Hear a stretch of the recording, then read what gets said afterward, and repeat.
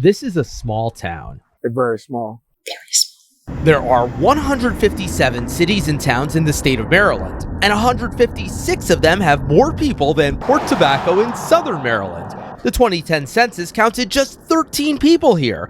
But if you're the kind to, place a bet on the results of the 2020 census, here's a hot tip. And then over here we have the Wades, 2 of them, and the Comptons, 2 of them, and then up on the hill, John just 1, but he has 5 renters. The total's now up to 23. We know because Anita Gordon, whose family has been here since the 1800s, helped us count them all. Since 2010, a few people have moved in and out. There's been a birth, a few deaths, including both of Anita's parents there. Oh, and in 2010, the census folks didn't realize this house is in Port Tobacco. So you see it's well within the town limits.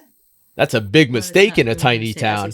Now, Port Tobacco isn't the most diverse place, but it is 13% African American. Of course, that would quickly go to 0 if Henry Jameson's family ever moved out, but that's unlikely. The one-room schoolhouse is right down here. All my siblings, my uncles went there. My uncle Bernard, which is over there cutting the grass. Port Tobacco used to have a lot more people. It used to be the seat of Charles County. That was when it used to be an actual port, when that water over there used to be deeper and closer, when there used to be a church here, which these people used to attend. Now, you won't really find any businesses within the town itself anymore, but Port Tobacco does have museums. Yeah, plural, 2 of them. I mean, even Washington doesn't have 1 museum for every 11 and a half residents. But what's most surprising about Port Tobacco isn't how small it is, but that it exists at all anymore. In 1892, an arsonist torched the courthouse, and this nearly became a ghost town. But in the 1970s, someone realized the state had forgotten to dissolve the town.